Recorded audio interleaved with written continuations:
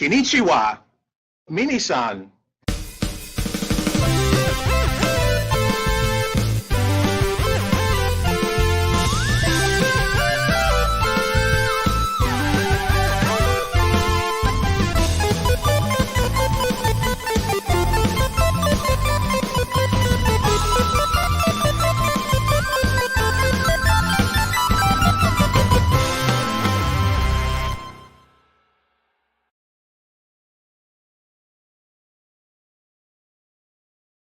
Hello, and welcome to Famicast 264, your Famicast for the early part of March 2024. I'm your host, Danny Bivens, and today I'm joined, as always, by Mr. Cat Drugs himself, Ty. It's me. It is you. Mr. It is you. Drugs. What's going on, man? Whoops. Not much, dogs. Playing the video games. Yeah, cool. And we have a couple other jokers here. I announced this at the end of the last episode, but our very own friend, social media superstar Genki is here with us as well. Oh, hey guys. Thanks for having me on the show today.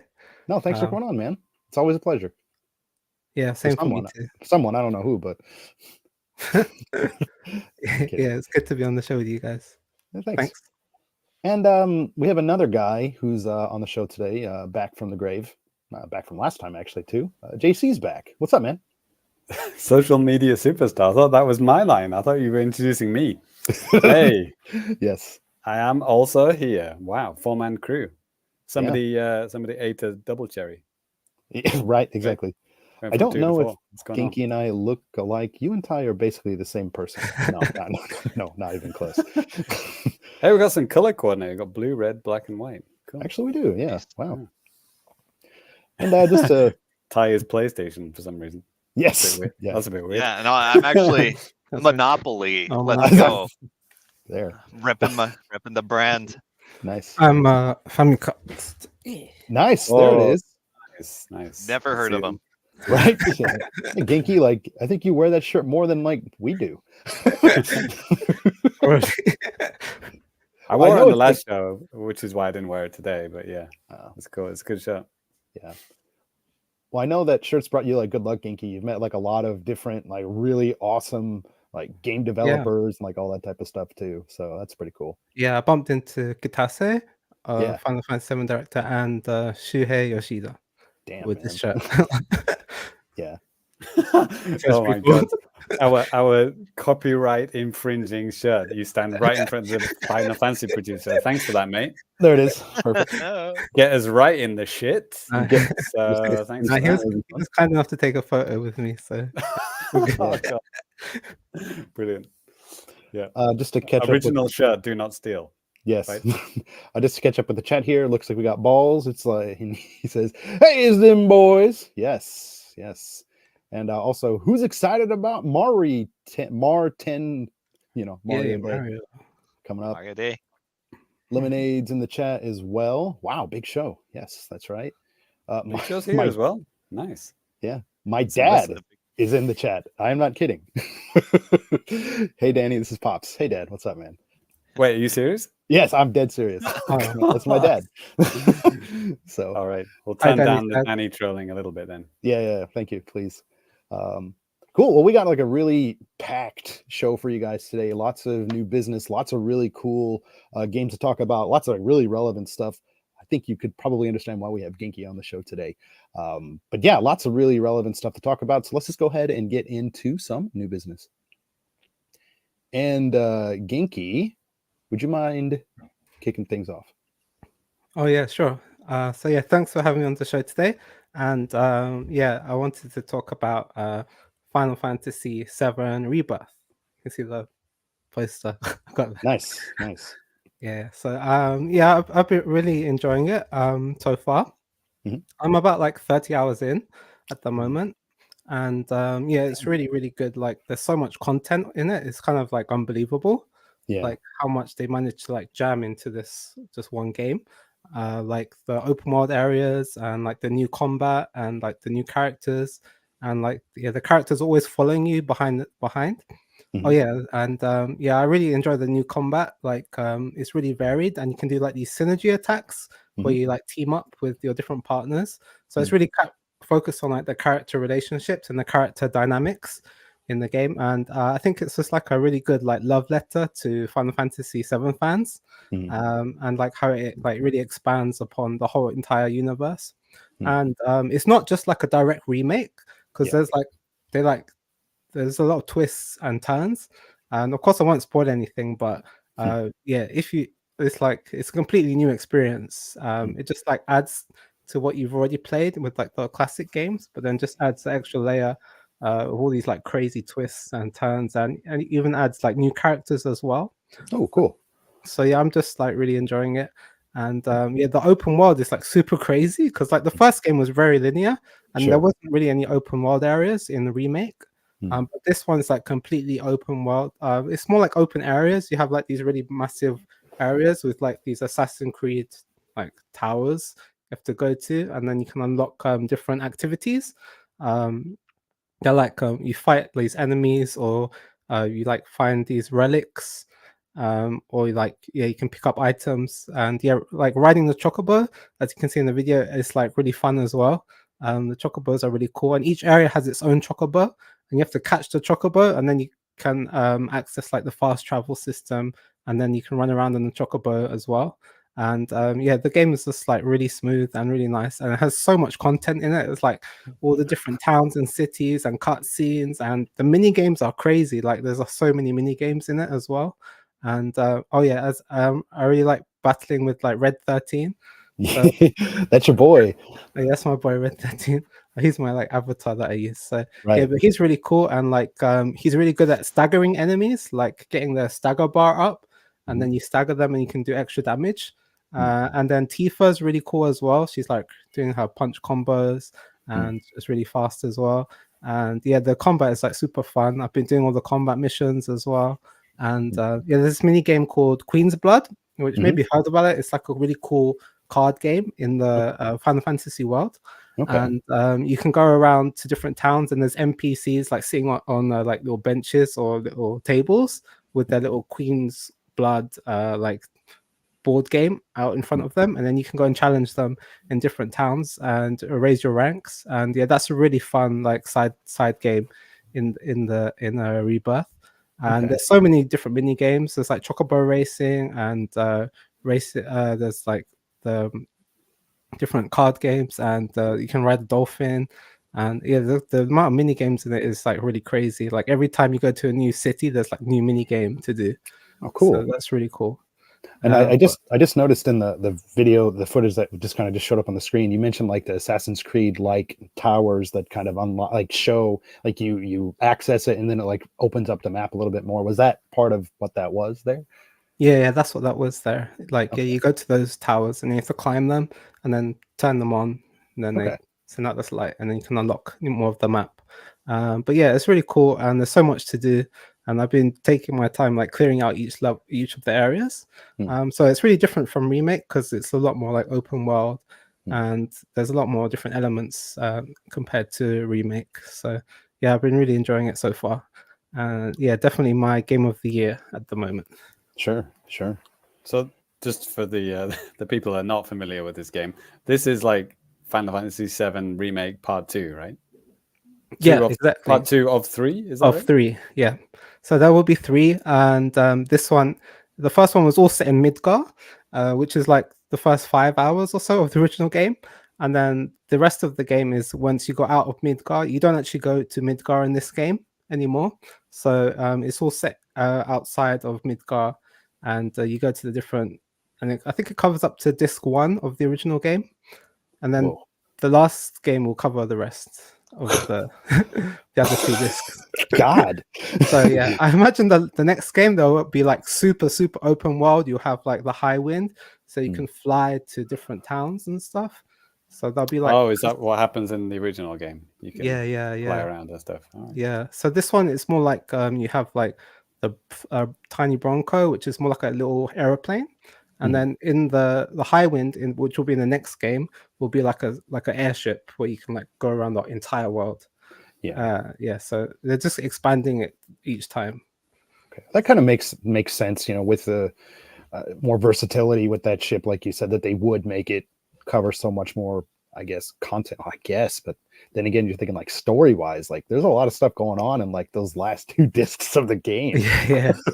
It's And a lot it's a of really crazy- really interesting way to remake a game, because like you said that they've locked off the part that was in the first game Mhm. and then expanded it. So the third one has to expand it yet restrict it. Like you can't go Yeah, to the where you're going now, right?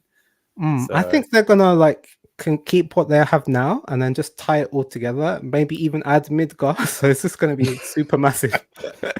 And then you can fly around everything. So Mhm. they're kind of just like reusing what they've already made, but just putting it all together in one package. Just like expanding it more. And then there's a few areas like Rocket Town won't be in Rebirth, and also Wutai. They're saving those areas for the next game. Okay. And also Sid and Vincent, you do meet them in this game, but you can't play as them. They're saving those 2 characters as well for the next game. In this game, you get Red 13's new, playable wise, and also Cat Sith is also new. So those are the new ones you get. Oh, and you can play a Sephiroth as well. Nice. Yeah, and so the map hasn't like is it, because the infamous thing about Assassin's Creed, right, Danny, was like the map is littered with a billion icons. Like Yeah. you were saying, like in Assassin's Creed, do you climb towers to reveal the map? Yeah, Or like what? basically, yeah, in Assassin's Creed, it's the same idea as kind of like what Genki said is going on here in Rebirth. Like in that, though, you're climbing up and there's usually like a little tower or something where like a bird is, and then it's on your map as like a bird, and you get there and you get it. It kind of makes sense because you can see it, like kind of pans the camera out and shows like the whole area, Right. this particular area, and then it zooms back to the map and says, "Hey, you unlocked this much." And then And you that can puts see all other, the shit all over the map. when yeah, do and you that, can see right? other points that you can access to, expand your view and stuff too. So Genki, is that what this game does? Like, is there nothing on the map, and then you go to the tower, and then there's a million icons on the map, or not? Or Each tower you go to, you unlock but it's not crazy like Assassin's Creed. Yeah, like each tower unlocks like three or 4 icons, and they're Okay, all that's really not too spread bad. out. So it's not like crazy map with loads of different icons everywhere. They're really spaced out. So it's more not similar too to like crazy. Breath of the Wild or Tears of the Yeah. Kingdom, where it doesn't go mental. It just you Yeah, still have to yeah. find stuff on your own, right? Actually, Yeah. question from the chat. I thought from Balls said, "Hey, has James ever played an Assassin's Creed game?" I thought you did, man. I thought you played Yeah, I Black did. Flag. Yeah, I played Black Flag. I just forgot. Yeah, I mean, I didn't really like it that much. okay, oh, man, I love that game. Yeah. I can understand. I mean, if you're not into one, that's like the best one. If you're not into that, you're gonna hate that whole series. That's not like I hated it. It's just like, Yeah. I just got bored of it Sure, very okay. quickly. Genki, like Balls again. He was actually. Lemonade also says, "Hi, Danny's dad." Hi, Danny's dad. Balls also says, no, wrong quote. The game looks incredible. I can't wait to play it on a Switch too. Yeah, I don't think. It'll have a tough time running on Switch 2. If like the Switch 2 is going to be like PS4 level, it might be tough. But Is this? That's why I wanted to ask you. Is this a PS5 only game? yeah, definitely. Oh, Yeah, right, there's like so much content, and like also the fast travel system is like super fast. Like there's hardly any Makes load sense. screens. You can like fast travel instantly across like the world, and I think also like there's always like you always have your whole team with you behind you. So there's like 4 or 5 characters following you everywhere, and riding chocobos behind you as well. So yeah, it does take a lot of. I don't think it could run on PS4. Yeah, we'll have to see how powerful Switch 2 is, and The hopefully first it can part run was it. PS4, wasn't it? Yeah, the first part Yeah. is PS4, but Sounded yeah, like the PlayStation 4 is going to explode when the game is out here. I swear. Oh man, on Tears of the Kingdom, when you have like all 4 of those guys following you around, Oh, that does take a hit The on the. Yeah. yeah. So it's Very like good, that. isn't it? It's like that. You have those your team following you around all the time, and even riding chocobos with you. So yeah. I'm kind of curious because the exclusivity for this runs out on, is it May 29th, 2024 or something? And Yeah, it's like 3 months. yeah, and I thought that was quite short, but given how a lot of developers and publishers these days like try to put their games out on PC also, usually like day and date. But I mean, if Sony did something for exclusivity, that's why we have this the way it is. But it's going to be interesting to see like how good does your PC have to be to do this? Are they going to optimize it for machines that aren't as powerful? You know, and if that's the case, like that could be a gauge of like, well, what maybe if this game would come to the Switch successor or something like that, it could give us an idea of like, okay, what's like the low end of a game like this that can like still look good, but you know, not compromise the game or something. You know? Yeah, that's smart thinking actually. Yeah, because the PC by default it has to be flexible, right? They have to have a minimum and maximum kind of requirements, right? Right. Yeah. Yeah. Yeah, I think it will come to PC, but yeah, because it's a Sony exclusive deal, and Sony and the remake series they're quite tight, so it'll take a while. But I think it will come out maybe like 6 months or 1 year later. It'll probably come to PC. Okay. Cool. Time to buy a new PC, everyone. Right. Yeah. Sorry, Mac users. But yeah, the game is really fun, and I can't wait to play it. It's probably like over 100 hours though, but if you do everything, but yeah, it's going to be a lot of fun. Yeah, I mean, it looks super awesome, man. I mean, I've you know, in a similar vein, I really enjoyed Crisis Core. Oh my God, I forgot the full name of the title. You know, the Crisis Core remake Crisis that came Core out. Reunion it came out on Switch. That was awesome. And I mean, you know, very action oriented and stuff like that. And I kind of like that Final Fantasy games these days are kind of becoming more of that as opposed to just like menu based stuff. It's just more engaging, you know? Yeah, I think if you're a Crisis Core fan, you'll definitely love Rebirth. Cool. Yeah, Zach's in it as well. So yeah, I've been seeing that in the promos. Cool. All right, man. Well, thanks a lot for that. And actually, one last thing.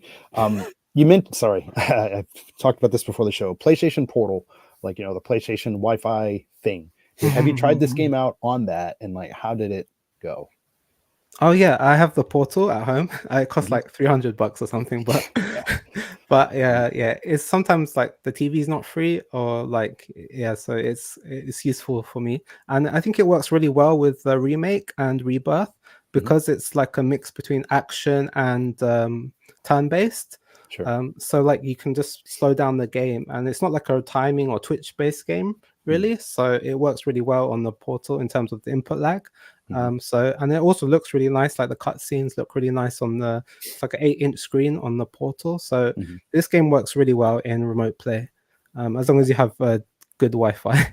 Sure. Yeah. I mean, it was kind of a confusing thing for Sony to release, and I wonder how well it's done for them. But I mean, because you know, people were confused, like, oh, I can play cloud games on this. I'm like, no. Yeah, they said it was like more of an experiment, just to see like what the demand is like. And yeah, I think they selling quite well, but hopefully that will encourage them to make a proper handheld or like a dockable, like a Switch, like a PlayStation. Is there a USB-C port on that thing, Genki? Yeah, but just to charge it, it doesn't do anything else. I was just trying to, you could somehow get like a LAN adapter and plug it in there. No, that's not going to work, is it? Yeah, people do it on the Switch. Like you could, in the USB-C at the bottom of the Switch, you can put a LAN adapter into there and actually have a portable, you know, but wired Switch, if you know what I mean. Wow, I could totally try that. I mean, yeah, one of our patrons did it on like game night. I think it was like for like online play and stuff. Yeah, that's good. Retro Rhino, I think he did it. Okay. Good luck to him. All right, cool. Well, Genki, thanks a lot, man. We're going to go ahead and pass things over to James. Oh, seriously? Okay. Yes. For real? Right. Well, in the last episode, I kind of hinted at it. We record on a Wednesday, right? And that Friday, I said the new DLC came out for Splatoon 3. So I can't remember when the first part came out. It was like last year, months ago, right? Danny, do you remember? It was basically before summer, maybe. It was in I thought it was in the spring, maybe around this Yeah. same time, February-ish or something. Like literally almost a year. Yeah. Like the first part comes out. I think we got some footage to run as well, Danny, Yep. right? Yep. Go ahead, hit that footage. So like the first part of the DLC was nothing. It was basically just this. It's the split. This is the Splatoon 1 plaza, and they kind of rejigged it to fit in Splatoon 3. Like, for example, this is the item shop, which obviously wasn't in Splatoon 1. And they've got Salmon Run, which obviously wasn't in Splatoon 1. But it's an exact replica of the train station and stuff, and the plaza from Splatoon 1. But when you go in the train station, you can actually go to back to the Splatoon 3 Splatsville or the new DLC, which is the Splatoon 2 plaza. So actually now all 3 games are represented in Splatoon 3, which is pretty cool. But as you can see, it has gone to shit. And so your task is to clear this tower. The order, it's called side order, right? This DLC is called Side Order. So the order has taken over this, the Splatoon 2 city, and it's covered it. It's completely no color in this. It's just all white. And so when you beat the tower, you can bring color back to the world and all that kind of good stuff. But this is kind of interesting because I think, Ty, we were talking about like Half-Life and Portal in the last episode, right? Like how many cool games have come out of the Source engine and Half-Life? Like Team Fortress 2, Counter-Strike, Portal 2. Like so many games like have come out of like one game, right? Like Splatoon is kind of getting up there now because like they've just added this mode, and so we have like Salmon Run, we have story mode, and we have like regular turf war, we have ranked battles, which like objective based. I talked about it like when Splatoon 3 came out as like it was my top 3 games of the year because like each mode I just count them as like separate games because they're all like they're completely unique and interesting. And this adds yet another one. This is like a 4th game in a way because this is a roguelike game. So like they just added a roguelike mode to it. Like, okay, cool. So each floor of the tower is kind of like it's not randomly generated, but it's like different tasks you have to do. So you choose a weapon. All of the main weapons are represented. Like you start off with the dualies, and then you can unlock the sniper, and I've just unlocked the minigun, and you just have to make your way up the tower. But it is incredibly hard. Like the missions that they give you on each floor, it starts off easy. And they actually let you choose as well. You can actually choose an easy, normal, or hard, or I think what's the most extreme one called? I think it's called like vigorous, I think. And the vigorous stages are fucking insane. Like I don't even like. So I've only beaten one vigorous one, and obviously you get more money the harder ones you beat. So easy you'll get like 50 credits, normal like 100, hard 200, vigorous maybe 700 or 800 sometimes. Like you get a lot. So for this one, I think I just do like kind of easy warm-up ones just so I don't like spoil anything major here. So each floor has like different kind of objectives. I think there are maybe like off the top of my head, maybe like 5 or 6 different objectives. And then obviously the 4 difficulties. So, whatever, 4 times, 6 is like how many kind of unique variations there are. So with this one, it is it's actually kind of based on the splat zones from the ranked. I don't know if you ever played like ranked the zones mode, Denny, like where you have to kind of like keep a zone your ink color till the timer goes down and then you win.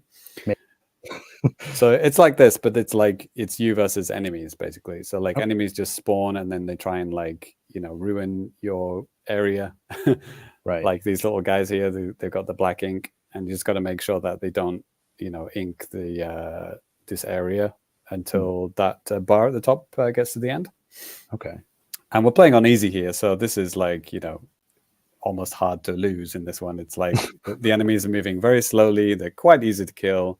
You're getting lots of pickups to help you, and yeah, it's not very hard. But like on harder ones, for example, you actually have like 2 zones at the same time on each end of the stage, and just hundreds of enemies and strong enemies, and you don't have many pickups to help you. So you know, it gets, you know, the same objective, but it just like gets incredibly hard. And then if you beat that, you get these kind of what do they call them? Do they call them chips? I can't remember what they're called. Chips. Well, you have like what's called a pallet, this kind of white thing, and you kind of slot in these chips. I think it's called chips. And each chip is a buff, so they'll make you faster. You know, your ink will recover faster. Your weapon will shoot faster or longer or stronger. So, and like before I said, you could choose, you know, easy, medium, and hard. Each one has a different chip. So you could say like, oh, this hard level, but I really want that chip because, you know, it does like something really cool, like a really cool buff, like something like you can do like 2 rolls or something like that, or your weapon will fire twice as fast or something. It's like, I really want that, but you'll have to beat it on hard. Or you can just like pussy out and just do easy every time, but you know, you might not get, you know, that many cool chips, but you'll get something. Sure. You always get something no matter what you do. So the one that we're looking at now, the objective is to get these balls into those kind of glowy areas. Okay. So just kind of like knock it into the area, and then it'll kind of magnetize to it, and then after maybe like 3 or 4 seconds, it'll disappear. Okay. And of course, on the hardest settings, the enemies go for the ball and they try and knock it off that magnetized area. Okay. So it never stays on it, and you have to kill the enemies to prevent them from knocking it off that kind of like little magnetized area. Can that ball get knocked off of that stage and then like you lose? Thankfully, no. Okay. Yeah, they've thought of that. Yeah, they actually say that, like, don't worry, it can't fall off, so don't worry about that. It's just, I was gonna say, just looking at that footage, I was thinking like, oh my god, like even on easy mode, I could see that being a big pain.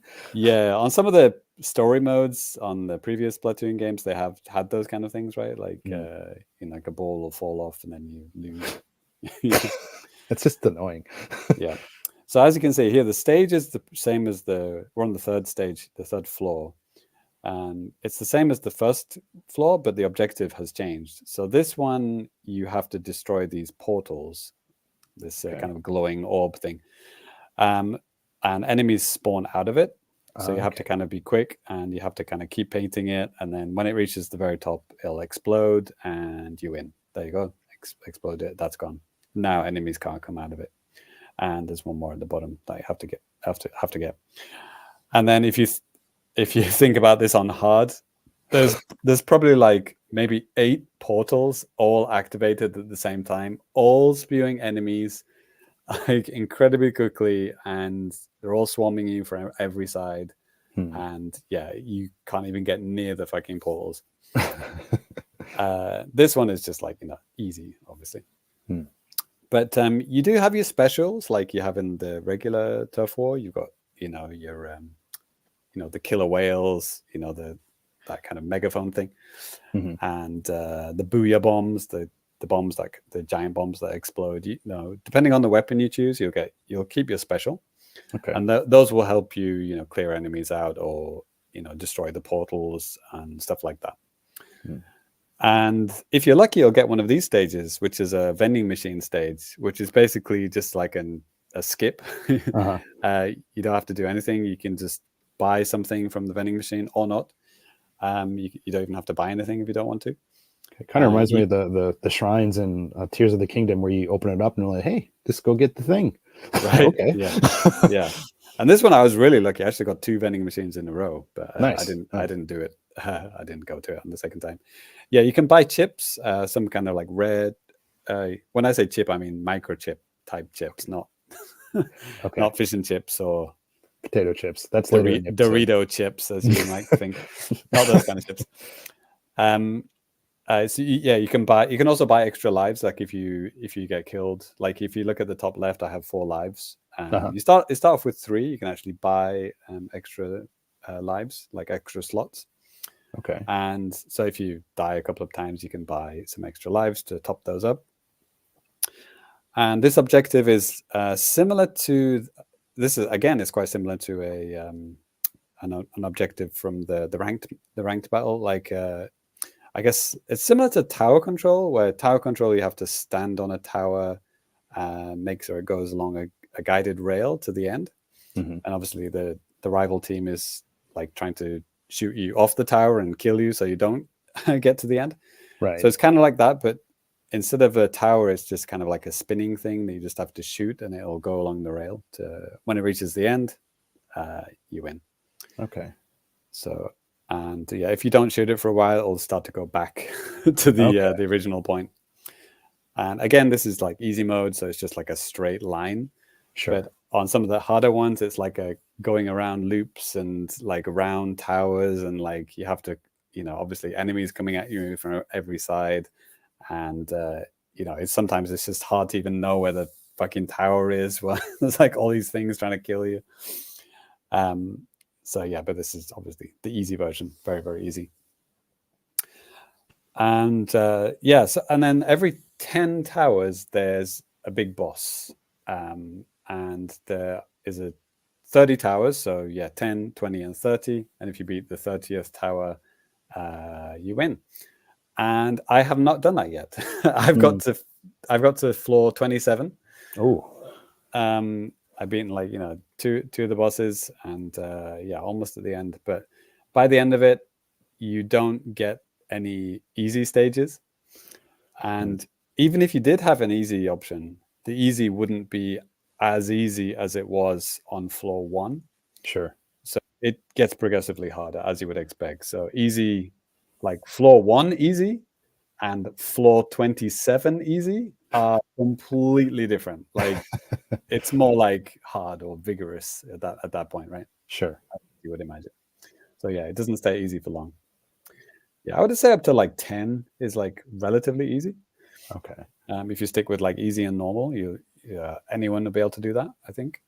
But yeah, after 10, it starts getting pretty crazy. Okay. Just to catch up on the chat here for a second, James Lemonade is related comments to this. He said, first thing he said, I'm not really sure I like Side Order, but I haven't beaten it yet. And then he also said, I have got to the end boss, but I died. Oh, nice. That's a good job. Getting to the end boss. So yeah, you get credits. I forgot what they're called. Priz or something like that. Like you get you might have seen on the previous when you're choosing the easy, medium, or hard thing, the kind of how much you get for beating it. So if you die, then all of the chips that you've got will be converted into credits. Okay. And obviously all the money you've got up to that point, and everything gets converted into credits. And then you can then spend those to kind of permanently upgrade you. Like, any good roguelike game, even when you die, you get currency that you can then use to upgrade yourself and then make the next run a little bit easier, right? Okay. I would say this is a good roguelike. It has a good difficulty progression. It definitely errs on the side of difficult. Like it is very, very hard. But that's good. I mean, the last thing you'd want is to get to Tower 30 on your first night with it, right? Yeah. Well, it depends on who you are, I guess. Yeah. Right. Yeah. And there's some cool, like little kind of unlockables and stuff like that. So yeah, it's a lot of fun. And like I was saying, the beginning of this me talking about it, like yet again, they've managed to kind of remix the, like the basic Splatoon formula of like shooting ink on the floor and actually just kind of think of a whole new way to do that. which is why I brought up the Half-Life comparison. It's like yeah, you have a gun and you shoot stuff, but like that doesn't mean that Portal you shoot stuff, but it's completely different to how you shoot stuff in Half-Life. Like it's a completely different how you play Counter-Strike. It really did give me those vibes. It's like how many times they can remix this kind of like fun game like Splatoon gameplay and actually create like a totally brand new game mode for it and make it like so fun. And yeah, it's the game that never stops, never stopping. Right. Just when they thought there's nothing else they can get out of this game, it's like, and then they do this. So yeah, I really appreciate it. It's good fun. Yeah, and I mean they're coming up on, well, I mean the game released in 2022, and Nintendo essentially promised like we got 2-year support for the game, right? The expansion pass, that, right? Yeah. So I mean it's good that they're doing this. I wonder if there'll be anything else before it's done. You know what I mean? Before that 2-year period comes up, because even with Splatoon 2, they did say that, and then they had a couple of like, well, at least like Splatfests or something. And that was a little bit of a different situation, but I hope that they offer a little bit more than just 2 things. But I guess we'll see. Yeah, the Splatoon 2 expansion pass was pretty beefy, wasn't it? That was like a full-on story mode, quite a lot of content. It was kind of linear, like it was just like an extra story mode with like lots of really, really hard challenges.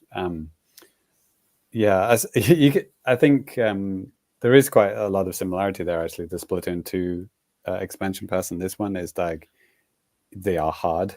They just assume that you've played the game for like 200 hours at this point and you want something challenging. And, they're right. Like this is not somebody who's just got Splatoon 3 and wants to, have some fun. This is like, yeah, you've played a lot of Splatoon and then you get this, right? So, yeah, I mean, if you feel like you've done everything in Splatoon 3, you probably already bought this, to be honest. But yeah, it's good. It's worth it. However much it is, it's like 2,000 yen or something in Japan. Yeah, 2 or 3, I don't know, something $20 like or something like that. Yeah. I think they give you all sorts of like currency, like for the regular game. And I forgot you got something else as well. I can't remember. Maybe some like merch or something, like in-game gear, something like that. I totally forgot now. It's so fucking long ago. Yeah, but yeah, I feel like I got my money's worth anyway. That's what I'm trying to say. Yeah. Next. All right. Ty, you're actually up next, bud. Neat. I like the video games. You do? What? Yeah. So yeah, I've been playing my Switch a little more. I'm still working on that Advance Wars. Nice. I beat the Advance Wars 1 campaign. Nice. It's shorter than I remember, but all the missions are there. I checked. No So extra missions. I mean, yeah, there's like a whole shit ton of like extra missions you can do, like those are nice because they're symmetrical and stuff, but like right now I'm just trying to get through the campaigns. I'm well into the second one where they introduce a bunch more characters and like your super CO power on top of your regular CO power. That was a difference between Advanced Wars 1 and 2 is you can now build like 2 meters and blow your load on a big super move pretty much. And they have the Neo tanks, right, or something in the 2, right? Yeah, that's right. Yeah, they added the new unit. Yeah.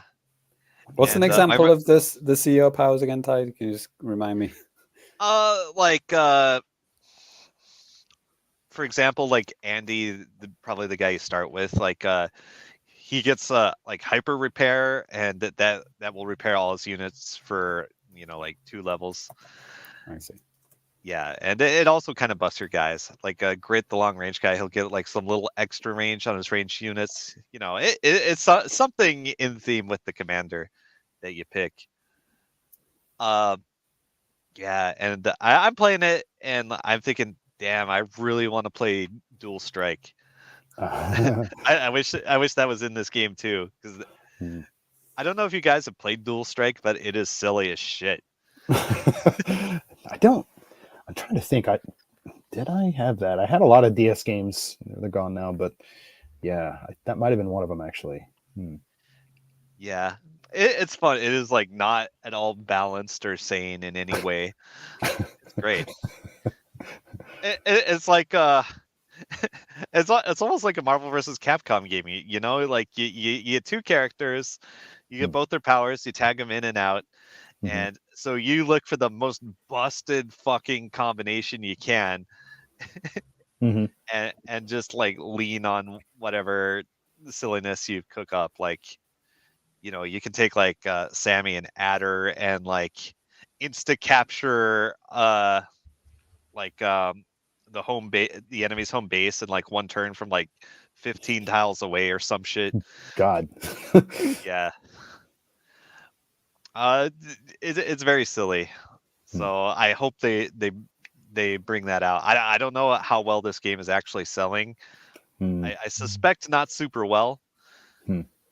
Like, Yeah, you know, I'm definitely not in enjoying it. Japan, but yeah, hopefully it's sold well Yeah. in. Oh, it didn't release in Japan, so Yeah, exactly. Yeah. but hopefully it's sold well in the US because I'm a big fan of Advance Wars, and I'd like to see more come back. Yeah. Yeah. No, this is very fun and very polished. Yeah. I would say. Cool music too. I mean, for the audio version, Oh, I yeah. have one of the tracks that you chose, Ty, for the Fammies. That's Yeah. gonna be in the show somewhere on the audio version. Video version, sorry, but yeah, if you're listening, then yeah, you'll be able to hear that at some point. Yeah, it slaps. And you know, I really enjoy playing this, you know, like as basically a mobile game because, you know, it's turn-based. You can start and stop whenever you want. Yeah. And you know, back when the original series was new, like that's what I did. I played that shit just like compulsively, and now I'm doing it again, all over, and I'm having a great time doing it. Genki, did you beat this when you were playing it, or have you like beaten one of the games, or? Yeah, I beat the first one. Yeah, I completed all the levels, and I went back and did the branching options as well because there's like 3, or like one for like Sammy and one for Andy and one for Max, and then I did all of those. But yeah, I didn't start the second one yet. But I cleared just the first campaign, so Advance Wars 1, and yeah, it was really fun. Yeah. Okay. And yeah, and like Ty, I was like hardcore Advance Wars, and it's like the perfect game for like the train. Like you can just like play it on the train, and then like just time just evaporates into thin air, like, and then you arrive at your station, and it's like, oh, okay, yeah, Gotta put the game away. yeah. Yep. So yeah, it's pretty much just a perfect portable game. Cool. Yep. I will report back later. Is that how you play it, Ty? You play portably? Yeah, I do. Nice. Yeah, It looks really good on the OLED as well, on the Switch OLED. Yeah. It looks really nice. Yeah.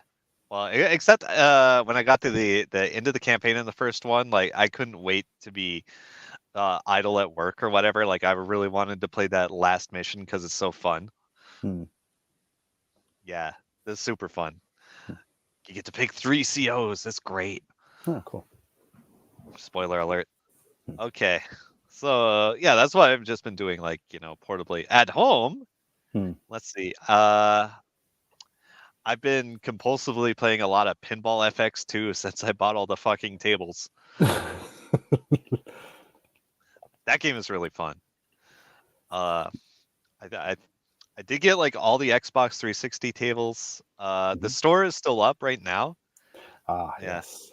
I thought they were shutting it down in March, but like I think I saw somewhere it was actually in June, so maybe I bought everything way too quickly. Okay. But whatever. And like those tables will carry over to the Xbox One version, and I think there's a Pinball FX3, and like that will have tables that carry over. Yeah, I don't know what you're showing me now. That looks like this is the Steam page. This was the Steam. I looked up the game, and then I was like, "This is way different than what they have on the Xbox." Yeah, listing. It has the same tables. Like I have that table right there. That's like an OG one. Yeah, secrets of which the is a deep. cool thing. You can like buy a table and like it will carry over to the next iteration they come out with. Mhm. Yeah, Oh, it's that's cool. very cool and fun.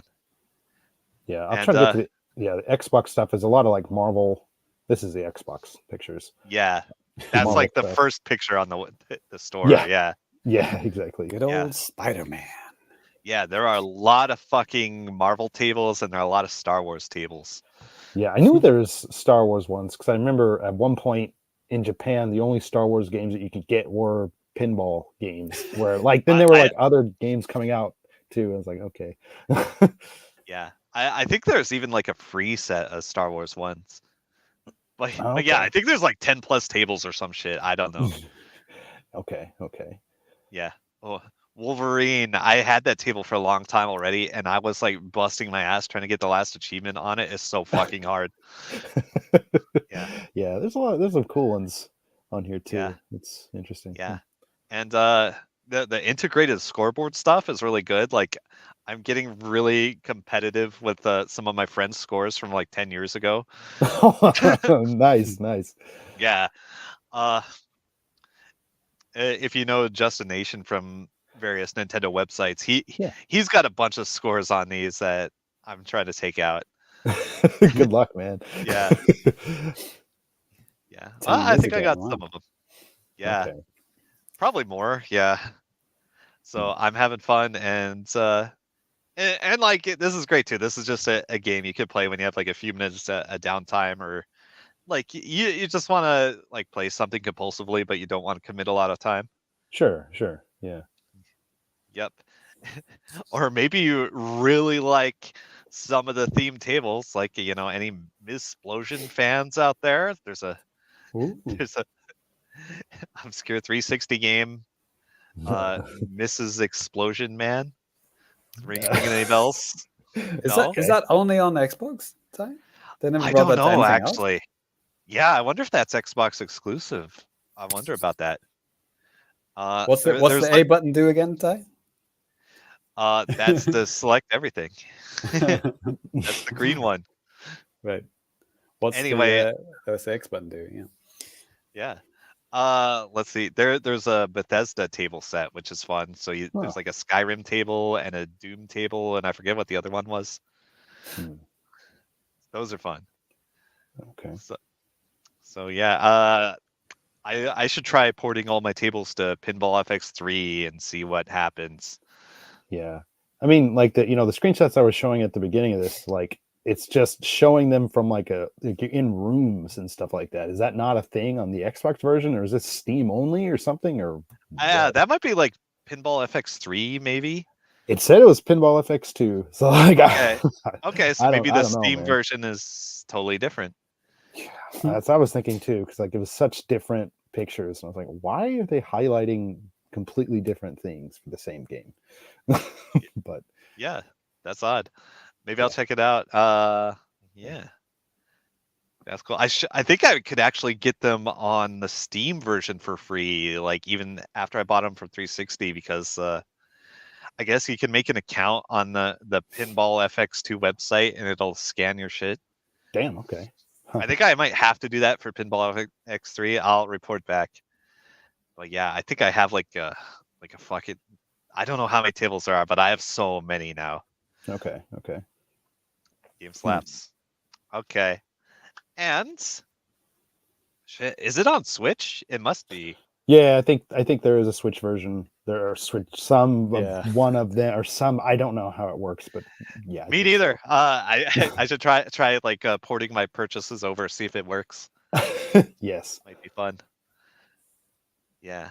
Okay. And the other thing I've been playing a lot of is Street Fighter 6. All right. So I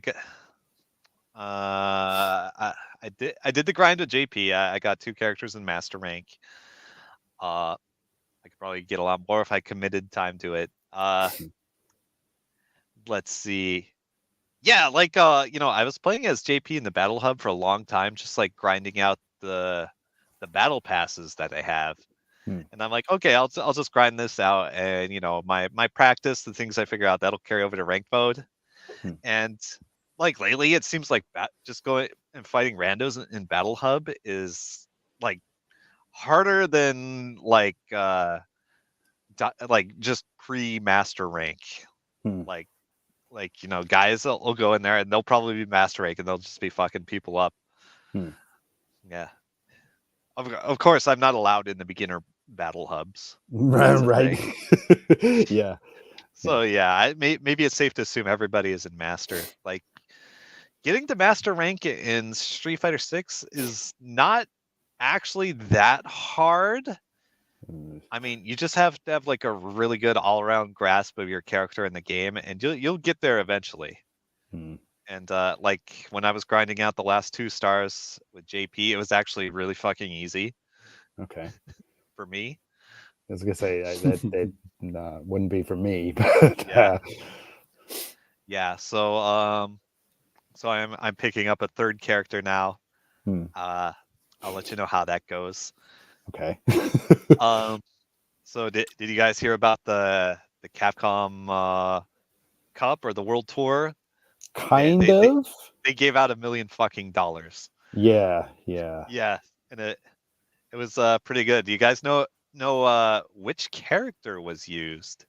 Sorry, I just posted a picture on the video version, so you could probably figure it out. But I did not. All right, guy on the Simba? left, Uma. Fulgo. Fulgor. Yes. You have to screw up their names. It's like, Fultron. okay. So it's like Uma from Taiwan won while wearing a HoloLive hoodie. So they gave this guy $1 million. Yeah, damn. Wow.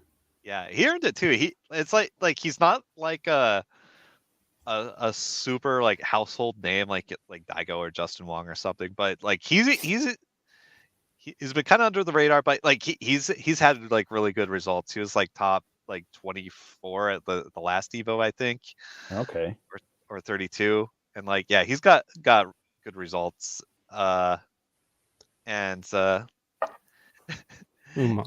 Where's he from? Yeah, he's from Taiwan. Okay. What character was he using? He was using Jury. Oh, Yuri. Okay, Yuri. Yeah.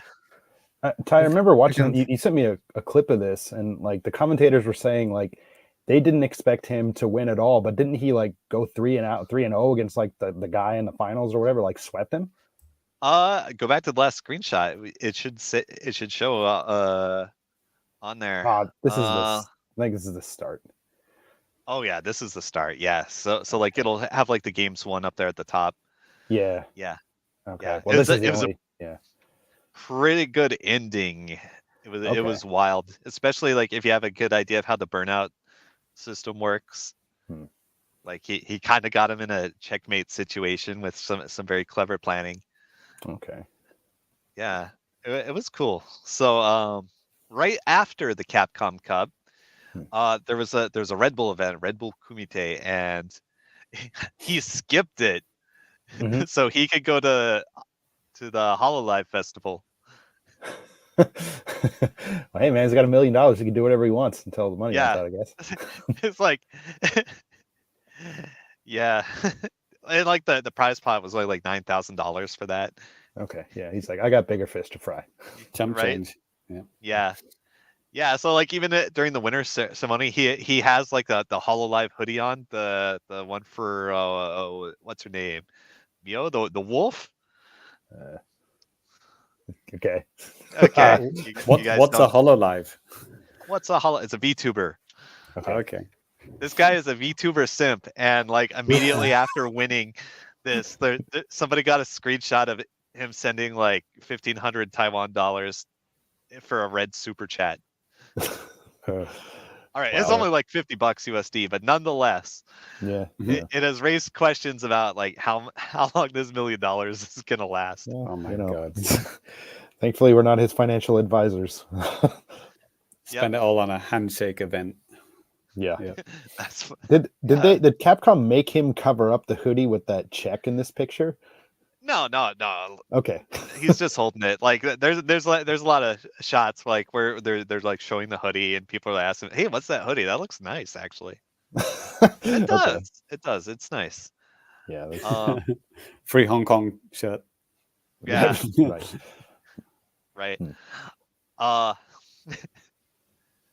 Let's see. So right now in Street Fighter 6, like the current battle pass / event is it's Mega Man themed. Oh. So if you play now, you can get like a bunch of Mega Man stickers and stuff to use in the in-game chat, and you can get like a Mega Man outfit for your character. And if you go in the battle hub, like there'll be like Mega Man music playing in the lobby.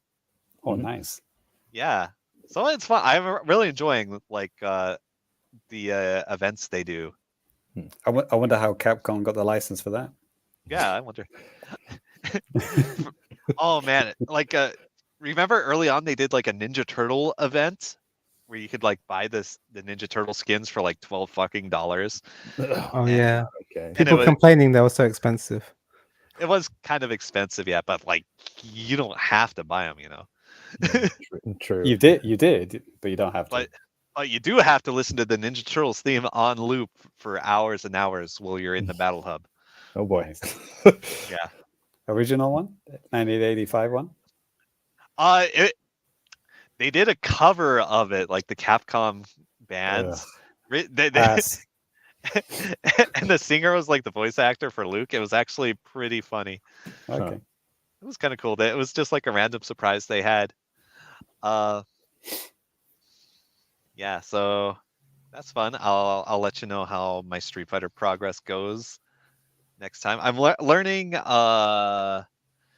what's her face. Damn, I can't even remember the character's name anymore. Orchid, yes. Nice. Girl Guy. You remember Guy from the old Street Fighter and Final Fight games? Yeah, it's like Pink Ken, isn't he? No, that's Dan. Hey, I'm your guy. If you want to know a fighting game character's name, come see your boy. Nailed it. Right. So I'm playing the funny ninja character. It's like the total opposite of the zoner characters I've been playing so far.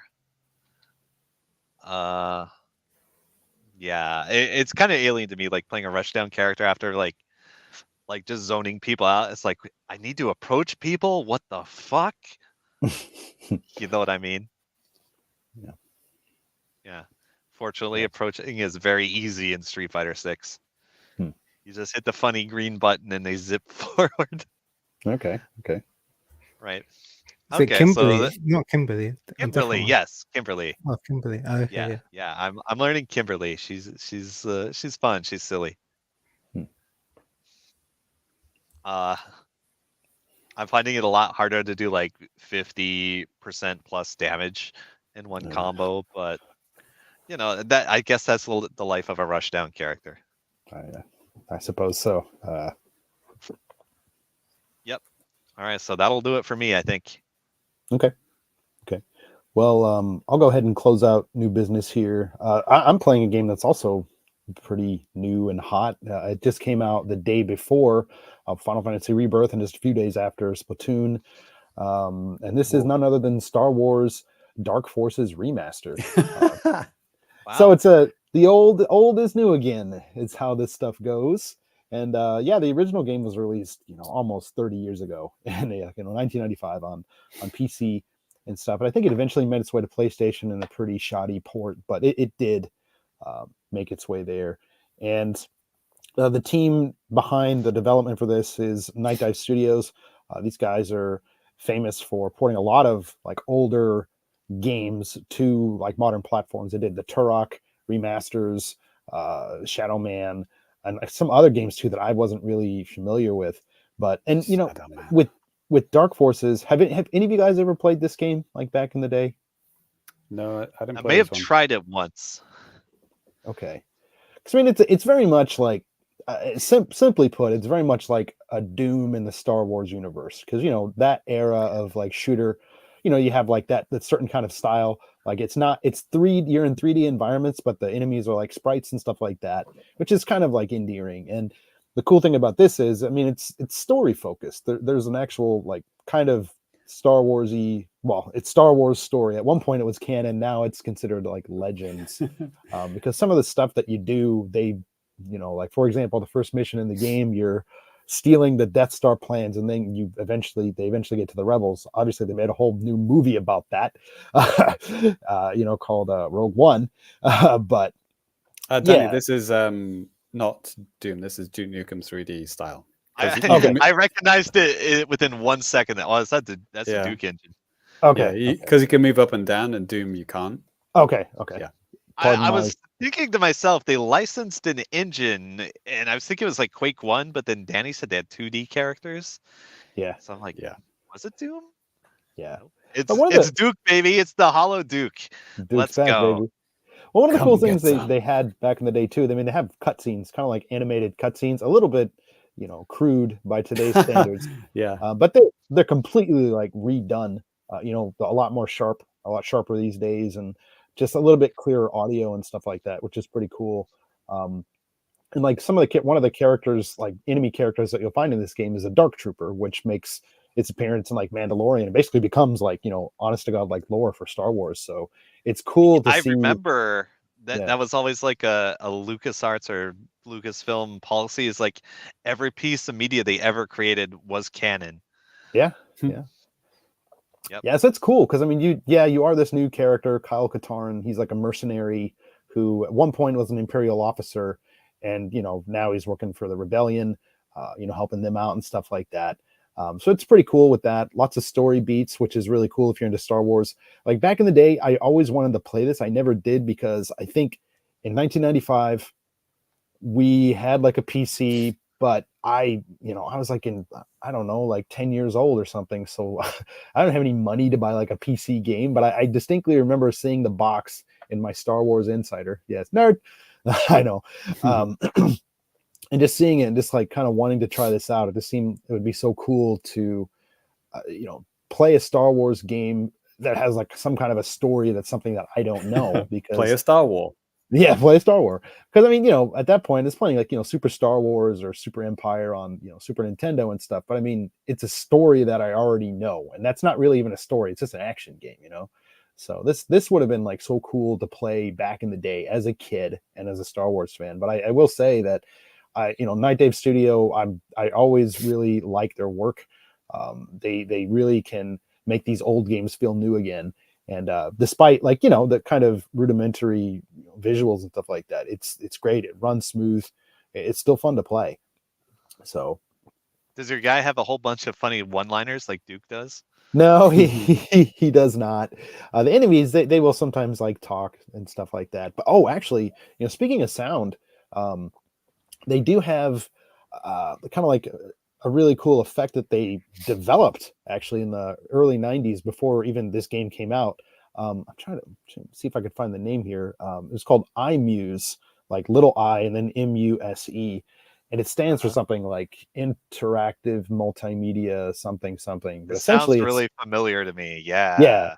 I mean, essentially it's dynamic music for situations, stuff like that. Like you start up a stage and it's, the music's kind of quiet and an enemy pops up and then the music changes depending on what's going on. Which, I mean, that's pretty commonplace these days. But for something back in 1995, I was like, holy moly. Because I was thinking like, oh, man, they just added this in for, this remake. But no, man, like that was in the original game, which is pretty crazy to think about. Yeah. But that's cool. Yeah, so really cool. I'm about halfway through the game. I mean, with these old games like this, they can be a little bit tricky to play because they're very maze-like. Sometimes it's really easy to get lost in the stages. Yep, and you have to find some fucking key card.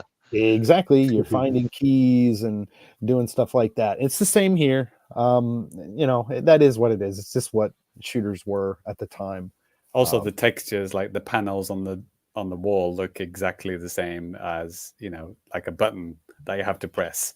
Sure. So like, sometimes it can be confusing, especially if they're. Cause I mean, you're on like spaceships or like cities or whatever, and yeah, sometimes you see a lot of like little buttons and stuff like that. You're like, wait a second, which is the right one? But after playing for a little bit, you kind of can nail down which ones are the ones you're supposed to press, or which ones you can press and stuff like that. Do you the other touch thing- every wall trying to find a secret passage?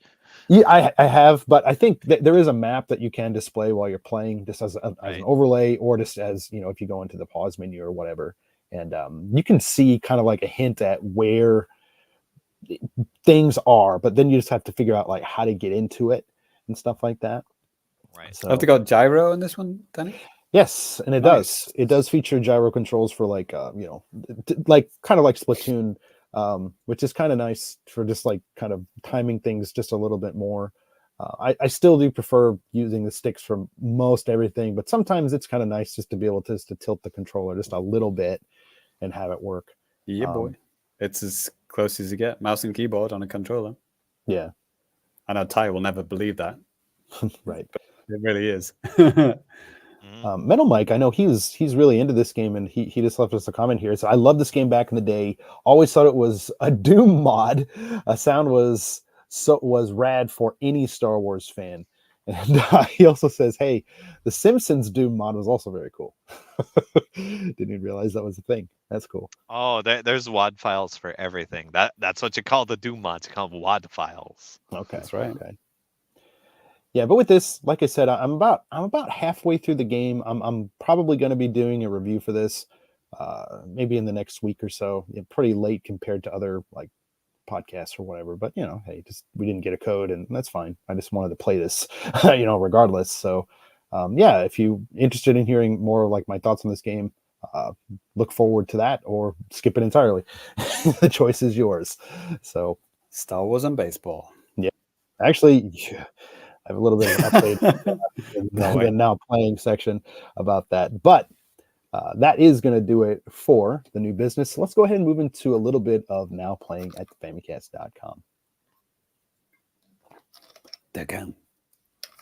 Now playing at Famicast.com, lots of stuff going up on the website, YouTube, Patreon, all that type of stuff. And we're here to tell you all about it. So first up, last week, or maybe just over the weekend, I put up a review for Mario versus DK on the Switch. We talked about this on the show. I've kind of come around in this game, and the review explains even in more detail about why and the things I like about the game. Some of the things I don't like. One thing I talk about is kind of spoilery, but I try to hide that in the video and also in the audio. So if you don't want to hear any spoilers for a puzzle game, you don't have to. Yeah, I watched your review. It was very informative and interesting. Thank you. So yeah, if you're into puzzle games, at least check out the review, because I think that demo sucks. I don't think it's a good way to get a good grasp at what the game is. It made me hate it almost until I played the real version of the game. So that is literally Nintendo's fear, isn't it? It's like you play the demo and you don't want to play the full game, and then they go and make a terrible demo. Good job, Nintendo. Yeah, just too short and just too easy. Yeah. Other than that, actually, Ty, do you want to just? We kind of hinted at this the last episode, but you and we recorded a special quiz. Do you want to announce officially what it is on the show? Okay. The quiz is the Famicom quiz. It has been pillaged from Nintendo's Japanese website or wherever, and there's a lot of handy statistics about like how many people can properly answer the question. And Danny teased me with all of these as I attempted to answer them, and he said he had like the 10 easiest and the 10 hardest. Yes. But the caveat is it's like the 10 easiest and 10 hardest for Japanese people. Yes. Yeah. So it was a lot of fun, just kind of figuring out, translating all this stuff and then talking about it with Ty, and looking forward to sharing that with the patrons. Very soon. That'll be releasing on their feed on the 13th, basically next Wednesday. So look forward to that. And if my favorite part was when I name dropped like a goofy, obscure Famicom game as a joke. Yeah. And then it showed up in a question like minutes later. Yeah, man. It was a lot of fun recording it. I think you guys are going to like it out there. Lots of like visual things to look at. I tried to make it so the audio version also has like enhanced capabilities so that you could even check out stuff on your phone as well. So either way that you want to consume it, you can. To get this, you can support us on Patreon for $3. You get a lot of access to a lot of podcasts and a lot of other exclusive content. Consider that if you like, or just keep checking out the regular podcast, whatever you like. Cheapskates. Yeah, thanks for the money. So, It's a really fun quiz. yeah, Trust me on this. You got to check it out. yeah. And other than that, James hinted at it, kind of joking, but no, it's going to be real very soon. So over the next couple of weeks, in terms of like content, like on the website, just general content on the website and also on YouTube, we're going to be covering some MLB The Show, going to be covering the Star Wars Battlefront Classic collection that's coming out next week as well. But I do want to, I'm thinking if I can, I want to try out the new Macross game that's coming out, Shooting Insight. Got to play it at TGS, thought it was pretty cool. Might pick it up, Yeah, that try game that is out. sick. Yeah, and that's coming out next week as well. So like all this stuff, like in a span of a couple of days, it's like God. Any wrestling, Danny? The whole trifecta? Well, I mean, they do for that AEW game that I bought and kind of hated. They do have like DLC waves, and I thought about throwing down. It's like, no, I have too many other things to play now. Star Wars baseball wrestling. Come on. It's coming. One day they'll all be in the same game. One day. Right. Star Wars wrestling. With a baseball minigame in it. Yeah. That's the Terracossi. That's the thing. No. All of this and more. Famicast.com. Do it, game. All right. Next up. Ty or James or both of you guys at the same time, could you remind me what is happening next? The news. That's right. Ty, can you confirm what's coming up? I heard it's Japanese. That's it. That's Yeah. it. Nailed it. That's right, folks. Nailed it. Someone nailed his testicles by the sound of it. True. Oh, my balls. Yes. That's right, folks. It's time for the JAPANews, the time of the show where we talk about the latest and greatest comings and goings of Japan and Nintendo. And we have just a little bit again today of that, and this is very Japanese. And but I wanted to share this with you guys. And actually, yeah, this is actually coming up here pretty soon. Jason, mine. Splatfest, baby. Yeah. Damn right. I appreciate the fact that you went through all the Splatfests in my absence. You didn't just skip it. It's like, I'll skip it. The asshole's not here anymore. We'd have to read it. Well, there's a reason. There's a reason why. That's the only news we have this week. Yeah. So yeah, it's another one where it's different around the world. Yes. So the festivities will be kicking off on March 23rd. It's actually my sister's birthday. Oh, true fact. Which is a Friday in some territories. So this is the English-speaking one. So yeah, musical instruments. Yes.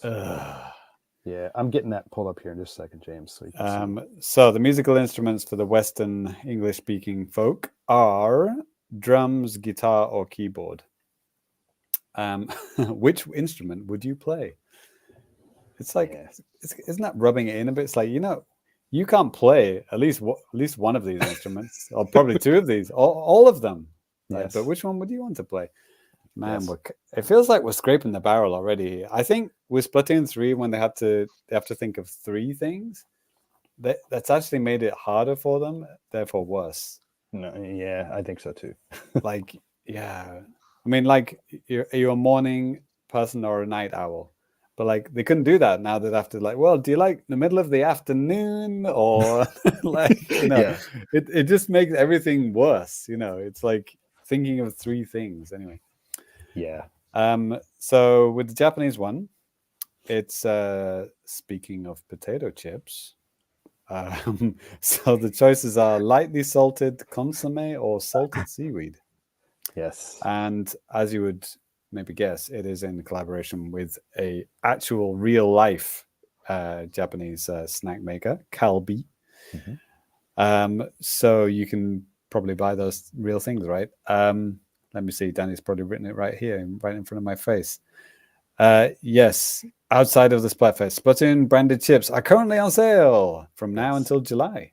And there's even a contest where you can, up to 600 people can get physical versions of the three shirts.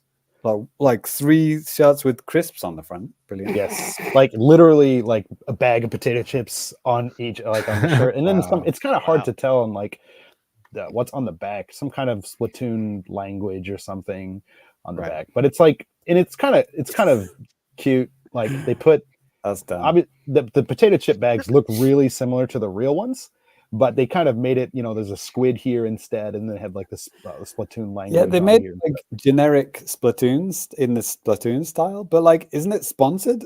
And it's only in Japan, so why not just put the actual logos on? That's kind of what I thought too.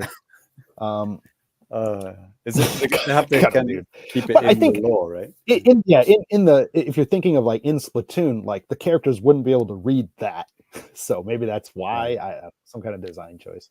Yeah.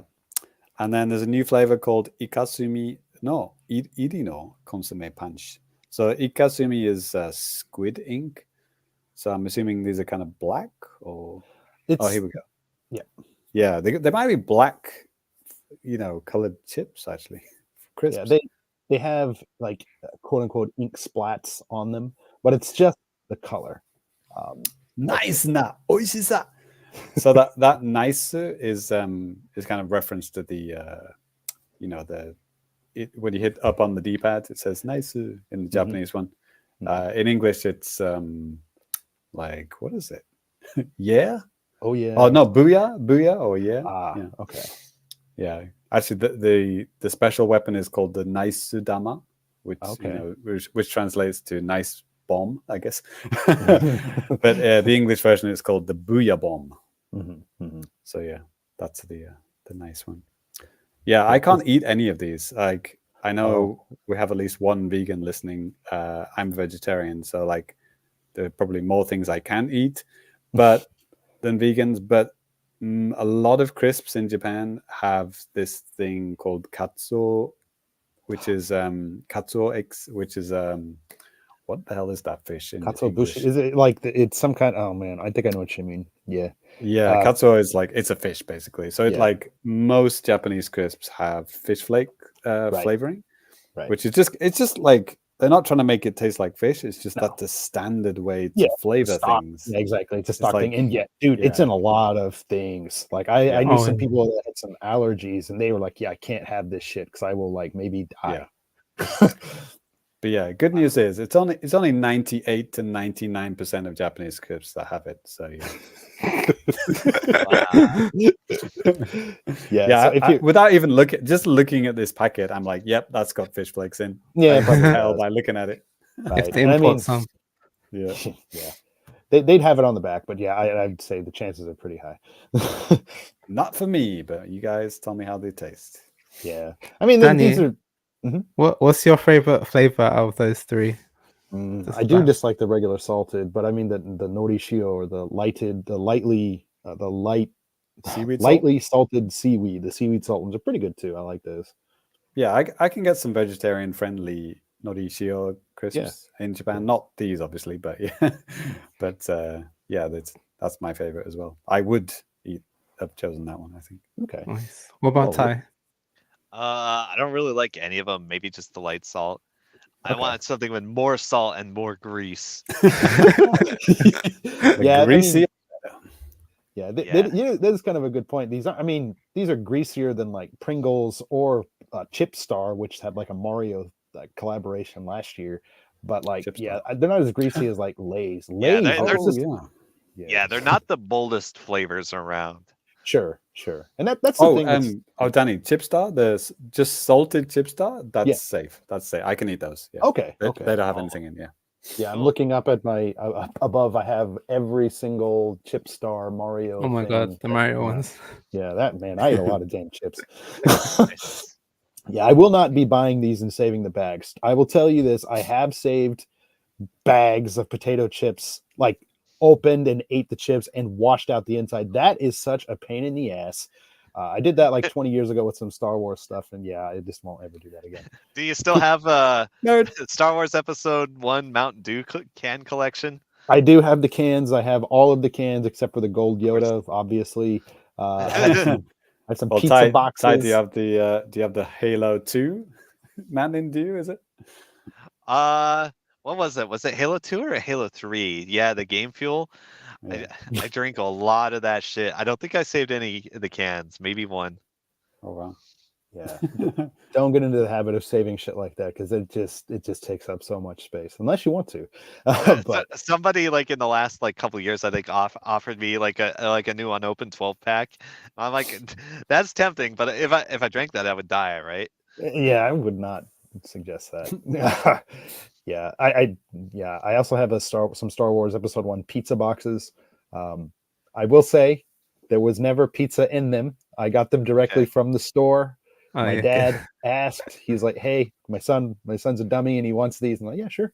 That's nice. So that was kind of nice. Thanks, Dad. If you're still listening, really, thanks, Dad. Thank you, Steve. Yeah, that's exactly his That's name. your dad's name, right? Steve. That's his name. Thank you, Dave. That's his name. All right. Well, yeah. So these chips are going on sale.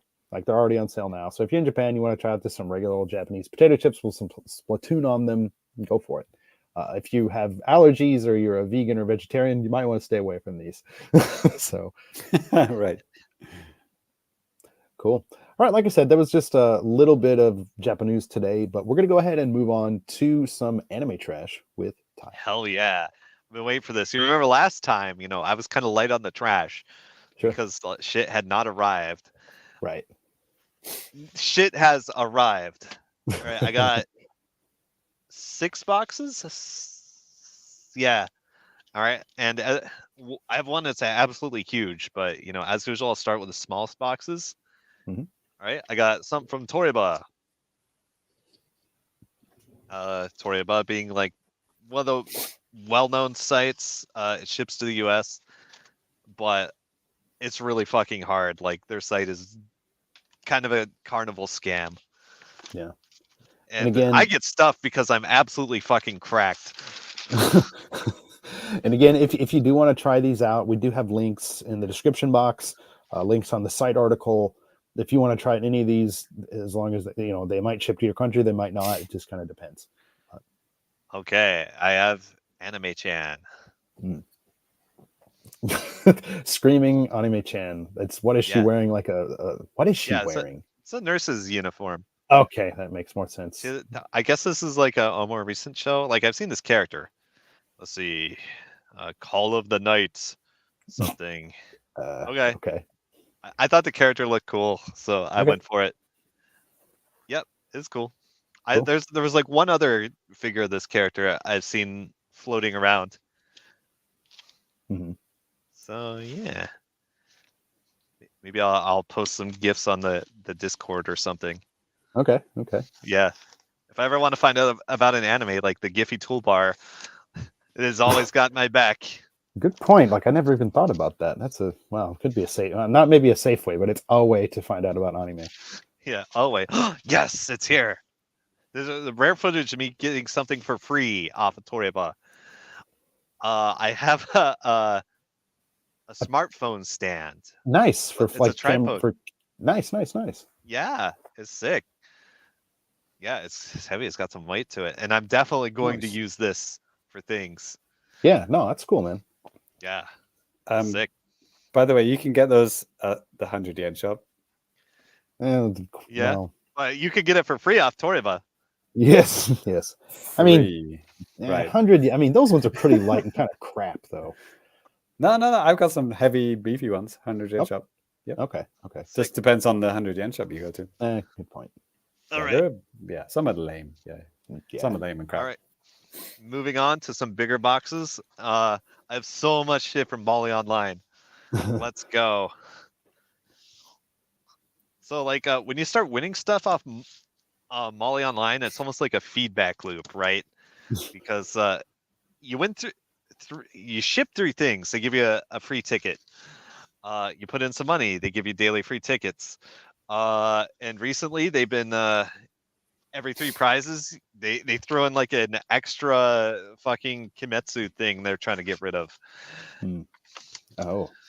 Yeah, so let's see what kind of shit's going on here. All right. Oh boy, there's some fun stuff in here. I don't know where to start. Let's start with the biggest, funniest thing. All right, I got a pillow. Uh-oh. Indeed. I saw the logo on the back. Here we go. Here we go. This is a Nikkei character, the shameful mobile game. Shameful. Nikkei. Yeah. And this is one of the horniest characters in it. What's her name? I fucking forgot. Might say in the I back. don't know. They're Uni, whatever. They're like Pokemon. There's like 200 of them now.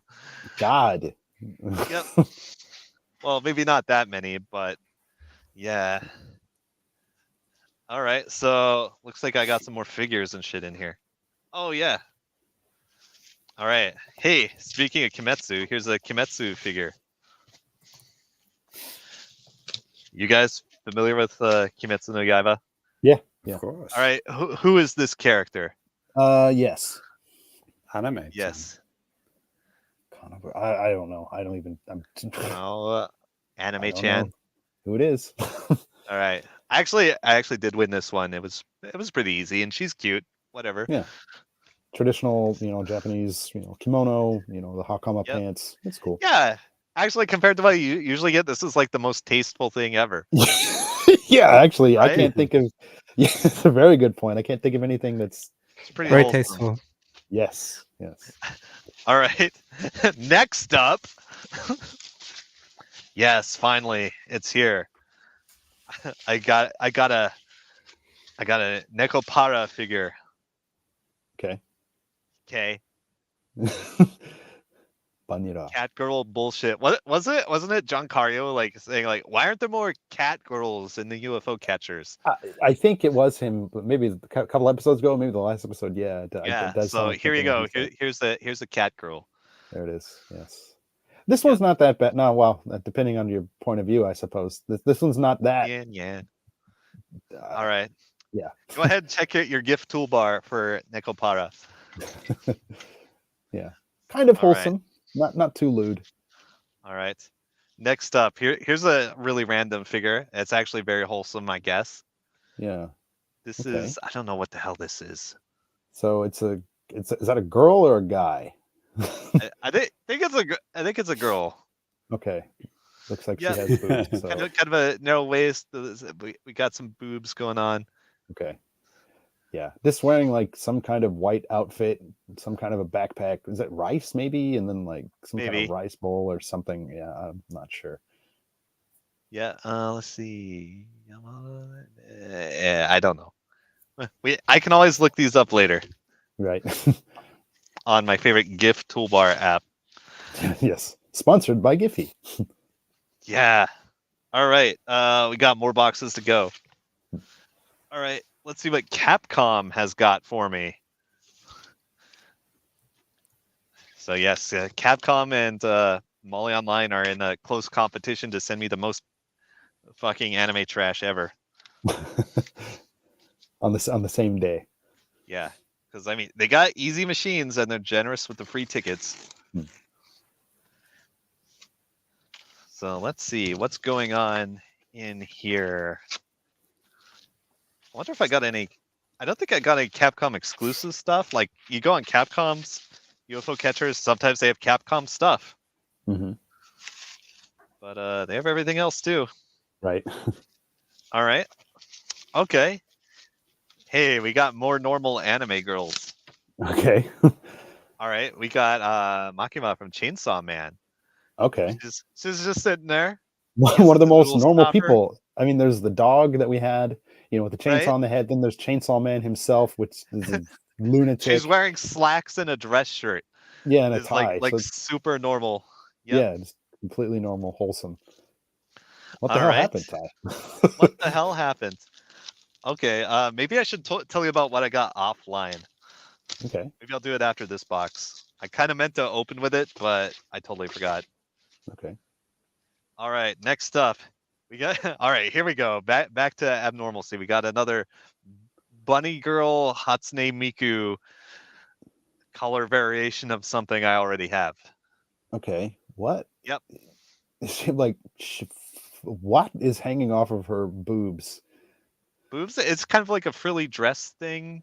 Okay, yeah, it's like you keep turning it around, and I'm like, wait, what? It's kind of hard to see. But, Oh, okay. Want a close-up look? There you go. Thanks. Demonetized. Yeah, Yep. It looks like the new Tifa swimsuit.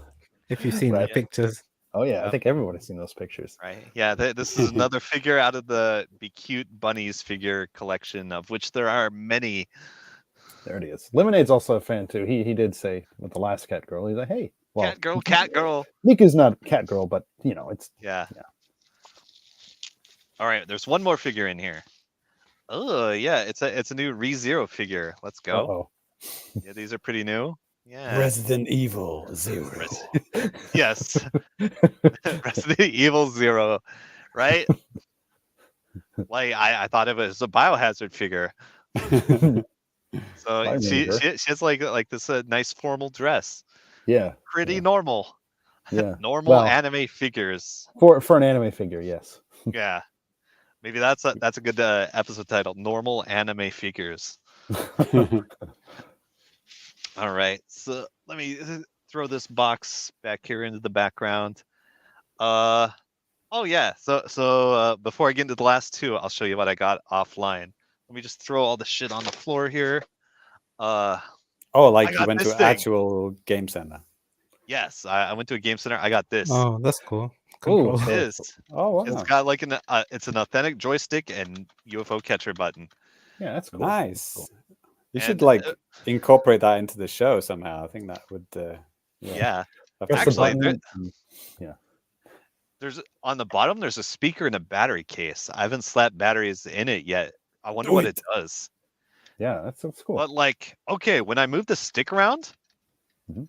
you can hear like 4 micro switches in there. This is like an authentic stick. Wow. So I could theoretically yank this out and put it in my fight stick. It feels pretty good too. It's like a little taller than a standard stick, I think. Hmm. Or it just feels like it because like the ball is smaller. It's kind of interesting. Like yeah, I definitely want to play with a stick and ball. All right, here's the other stuff I got offline. I got a ReZero bunny girl. Here you go. This box is huge, by the way. Yeah. Is it heavy? Not really. It's kind of lightweight for the size. Okay. But yeah, it's nice. I see another bunny girl. I have to finish the set. Right. Yeah. Or start a new set. What else? I got this Evangelion figure for like 300 yen. Okay. Yeah, pretty sick. And all right, here we go. We got a Makima bunny girl. Okay. This took more than 300 yen. Was this in But Akiba, Tai? Yeah. This Nice. one was from the. It's like the one game center right by the station that used to be Adoris. I forget what it's called now. Okay. Yeah. Yeah, it's changed a lot. Yep. All right. Let's see. 2 more boxes. Let's go. All right. One more from Capcom. All right. What do you think they sent me? Mega Man Maybe Yes. in a bikini. Dr. Willie. Dr. Willie. Teenage All Mutant right. Ninja Turtles. Yes. Maybe it's kind of weird that you get Ninja Turtle skins in Street Fighter, but like one of the Injustice games actually had like the Ninja Turtles as DLC, as like Oh. whole ass characters. Hmm. All right, let's go. What do we got? All right, here's the other half of the ReZero figure set. There's a Ninja Turtle in Killer Instinct as well, Ty. Didn't you know that? Oh yes. What's his name? Wart? Some skin disease? All right. Here we go. It's Raphael. ReZero. It's Ram. It's not Rem. Oh. She has a formal dress. I have the set. Okay. I'll say that looks familiar. Oh my God. Yeah. Maybe I should watch this show. I heard it's actually good, Well, but I don't know if it's No. true. Maybe Right. It's Ty, you have to not- get all the figures first. Get every single figure in the collection, then watch right, the show. or else I'm a fake fan. Right. yes. How dare you? Anime fan excited to see the show for the first time. All right. Right. Run the headline. All right, next up, horse. Uma Musume. The Yeah. horse girls. Okay. Yeah, Uma. I guess thought that was the guy who won the Capcom. They're Right? actually related. He Right? produced True the show. story. Right. All right, I guess this horse is Narita Top Road. These are all based on real race horses, by the way. That's the lore. Right. They look the same too, don't they? Yeah. If they did, I'd spend more time at the track. I think a lot of people would. All right, next. A random figure I got because it looked cool. I have no idea what this is. This is Shizu? Oh, Okay, it's from another- that slime anime. But it's like a girl with like a wolf hoodie, but it also has a unicorn horn. Okay, best of both worlds, I guess. Right? That's like some deviant art shit. Right. But she's cool. I like the hoodie. Yeah. Yeah, it was fun. All right. So that's it for Capcom, right? No random stuff in the bottom here. All right. While you're pulling up the next box, Lemonade said, he said, I need a Rebecca Chambers bunny girl from Resident Evil 0. I wonder, is that a thing, or is this just something that he wants to exist? I really like that game. Actually, people really hate on that game for whatever reason. I think she did have some cute alternate outfits. I can't remember. It's been a while. Maybe. I don't think she had a bunny girl. Okay, a plug for one of my friends. He does. I talked about him on the show. Raccoon City Cinema. He does deep dives into game guides.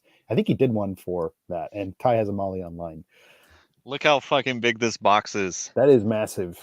Wow. Is this another All right. shelf or? Doesn't look that heavy. I think it's just like 10 separate prizes.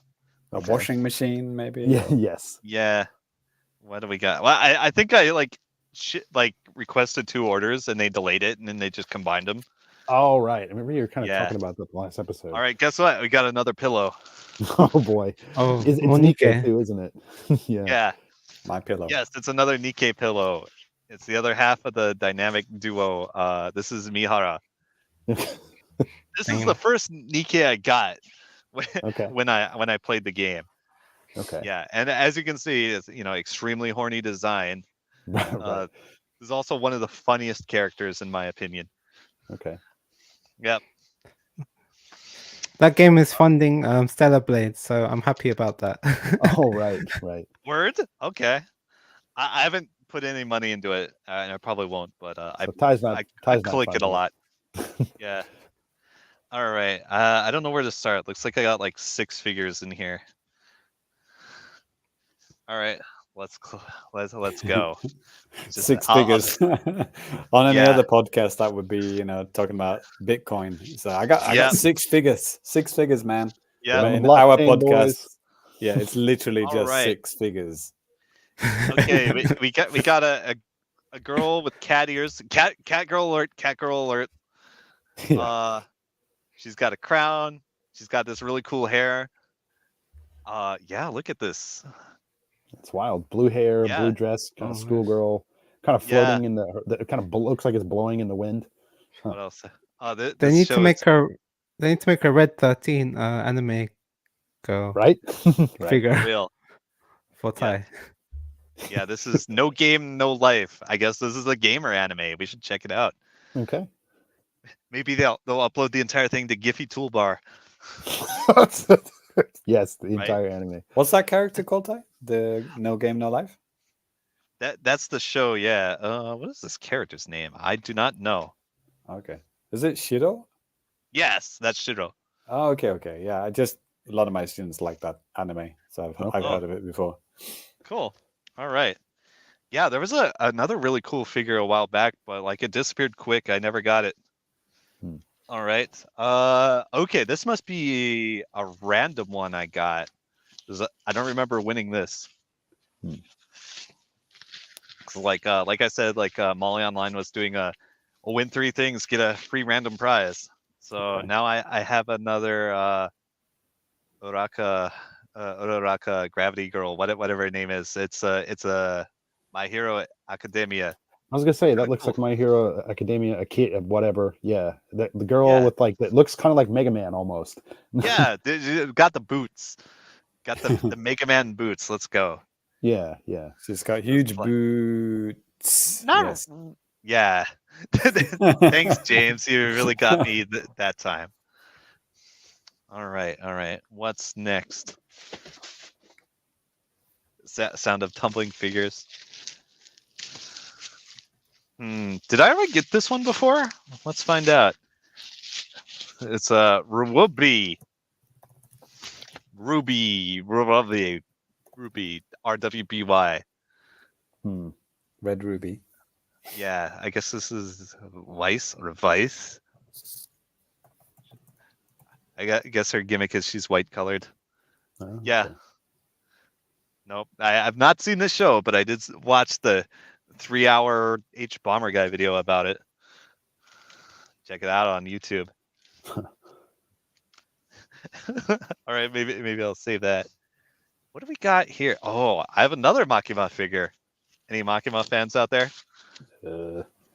Dos Ex? Yeah. Oh. No, is it Normal Girl? Okay. Chainsaw Yeah. Man. Chainsaw Man Makima. That's like 3 Makima figures in one podcast. That's crazy, dog. Only one of them was a bunny girl. All right. Next. Okay, this is definitely a random prize. Any guesses? Not another horse girl. Hatsune Miku? No, it's Normal Man. Normal Man. Jujutsu Kaisen? Yeah, it's a Jujutsu Kaisen. Okay. What is his name? Yeah, I don't know. Isn't that the main character? Like the kid? No, the main character has kind of like pink spiky hair. He's got this fade. Okay. I thought Yeah. this is okay. I thought that maybe this is a guy from like the movie. There was a movie. My wife was watching it, and I remember he was. Yeah, I'm not sure. First name Yeah. Hugh, second Maybe. name Man. Yes. Yeah. Normal guy. Yes. Normal guy. And they also sent me a normal guy little mascot character. That's Okay. cute. cool. Yeah, I love normal guy. And again, just like in a kind of like typical, just a white shirt and just like black slacks. Yep, normal guy. I love normal guy. Looks like a very normal, like high school, like Japanese high school kid or something. Yep, Thanks normal for guy. describing that then. Yeah. Yes. Very hey, interesting. people are listening. Maybe Right. they don't know. All A right. man wearing a A white man. shirt and black slacks. Oh my god! I have to watch the YouTube version to find out. You do. Yep. Normal guy. I love normal guy. All right, I got one more figure. It's been a while, but we got a relax time figure. Oh, okay. All right. Who the hell Relaxing is this? times. Choose Centauri. Oh, this is an Idol Master character. Okay. I'm not familiar with this one. Idol Master Shiny Colors. That's literally what it says. Okay. Is Idol she Master. holding- That's the game that got you into Xbox back in the day, right? yeah. That was the Noted game. Xbox exclusive. Noted Yeah. Xbox exclusive. Yeah, so like I only know the OG Idol Master characters. Okay. Yes, 360. and Oh, yeah. yeah, and if anybody's wondering, my favorite Idol Master character is Yayoi because she's impoverished working class, she loves frogs, and she's willing to kill the hostages. Same. Like we have a lot in common. Right. Okay, so That old that's the yep. That's the anime trash for this week, Okay. of which there is Um, lots. Anime trays. Yeah, Middle Mike said this has got to be the biggest haul yet. And then they eliminate. Oh yeah, so many things. So And many also he's things. like, oh yeah, relax time is the best. I don't Sorry, think it's what- the What's biggest the haul, most? but Sorry, what's the most valuable item you've ever got from? from a Grand UFO Games, do you think? catcher, Yeah, like actual worth, real bank money. I don't know. Okay. Uh, I guess you would have to find out after the fact, right? Like, oh shit, this figure is worth this much. Like, you might yeah, not have known like at the time. right? I've seen some of the figures I've gotten like marked up over like $50. Like Okay, wow. I think it might be a thing where they actually appreciate in value because like nobody can get them. Like Sure. gold. Yeah. Yeah. Yes. Like, so yeah, I should start looking up some of my older figures, see if they're worth anything. Hmm. Yep. Next time on Hoarders. Right. Right. That's right. Help me. He can stop at any time. It's fine. What's Yes. your offline to online like ratio of like doing the gachas? 4,000 You know, hours you- online, 2 hours offline, I think. Yeah, it's like every day, I hop on, I spend my free tickets. I can knock that out in like half an hour, but that's like every day. Hmm. Yeah. So He only leaves the house once a year, so obviously it's yeah, going to be less. like right? by now I probably have way more experience online since I've been at it for like a couple years. Yeah. Cool. And ironically, it's a game with an incredible amount of lag, and yet he plays it every day online. Yeah. No, actually they're all pretty Hypocrite much? responsive. Hmm. Right. I have a nice wired connection. It's good.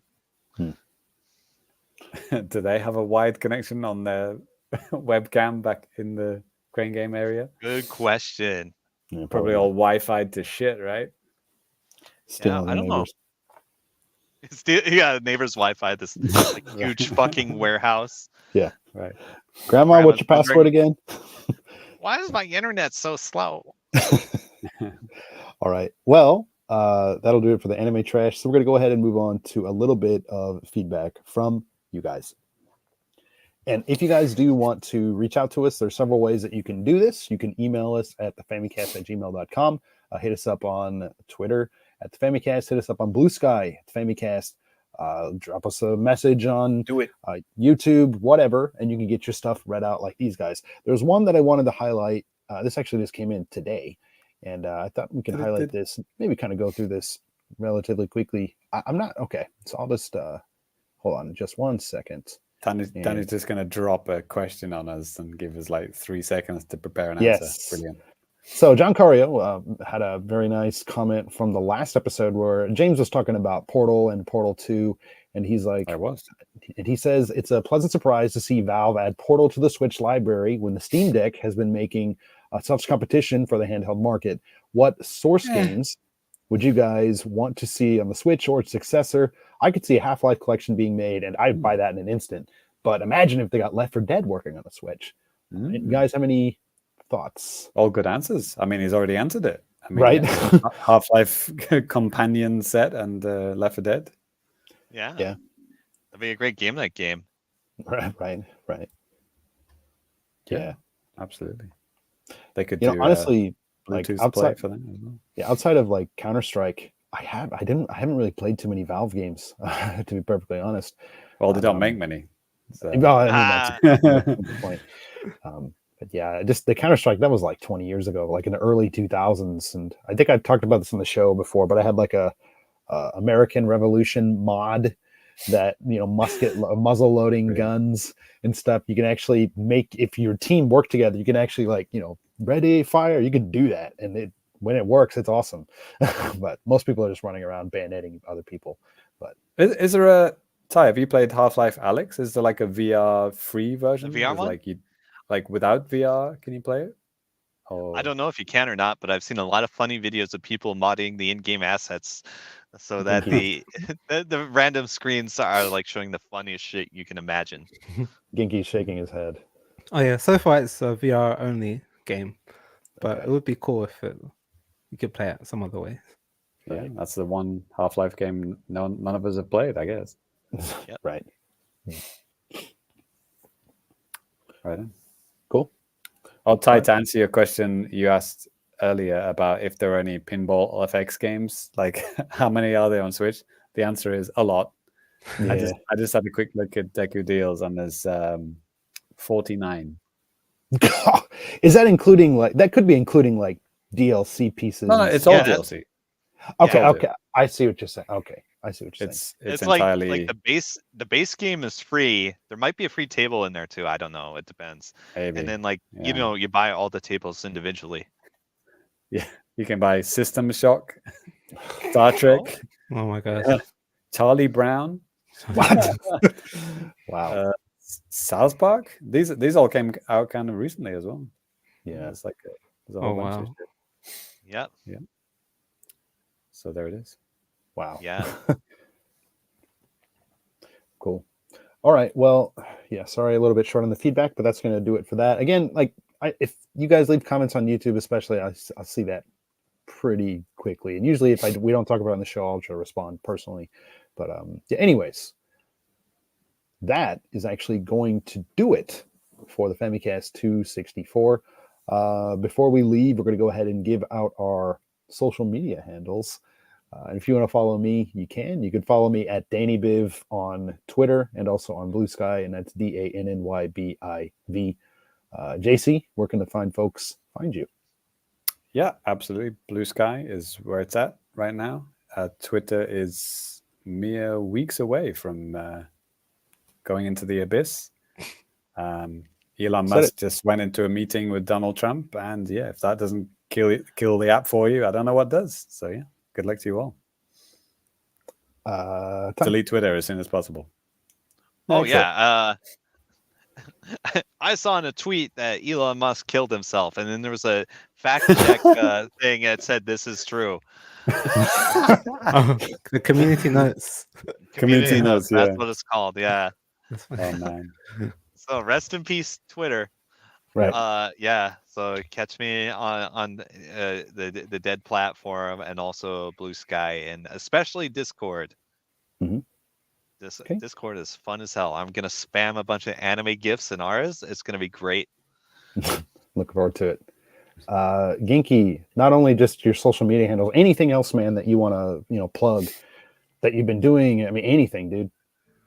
Oh yeah, yeah. You can find me on the socials on Twitter at Genki_JPN, and also on YouTube. My username is Genki Gamer. So yeah, on YouTube you can find me on Genki Gamer, and hopefully I'll be putting up some more like video tours. There was a few Final Fantasy events I went to, like they had Final Fantasy VII in Tokyo Tower. Yeah. And I took some videos, so hopefully I can edit that together soon and put that up. But yeah, thanks for having me on the show today. It's fun. No, it's always a pleasure, man. And yeah, seriously, if you don't already follow Genki on social media or something like that, you absolutely should. He did really good insights into Japan. Talks a lot. Been talking a lot about Final Fantasy recently, obviously, because of Rebirth and stuff like that. But yeah, Genki goes to a lot of cool events. He goes around Tokyo, sees a lot of cool things that I don't see because I never leave my home. So no, it's always great. Genki just recently made a Blue Sky account and said he's going to be posting on there from now on, which is very exciting. So good to see you on the platform soon, dude. Oh, yeah.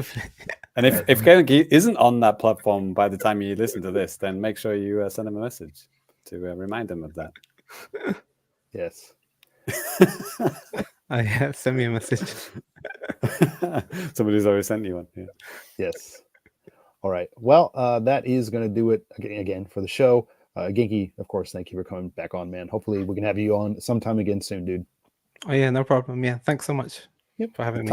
James, obviously, it's been good having you back on, man. Thanks for coming on. Yeah. Obviously. Exactly. You said it. Yes. Obviously, it's been good. Took the words right out of your mouth. And Ty, welcome. Ty, always a pleasure. Bringing the heat with the trash. Appreciate that, man. True. Yeah, we're gonna have a real garbage fire. All right. Is that a new tagline for the show? Bringing the heat with the trash. I guess so. Well, totally unintentional, but here we go. All right. Well, thank you guys so much for tuning in live. Those of you that did in the chat, Lemonade, Metal Mike, Balls, Russ popped in, my dad. Yeah. And as Balls rushed in my dad. What the Balls rushed in my dad. Well, let's leave it there. Thanks for watching, listening. We will catch you guys next time. Peace. Boys. Thanks.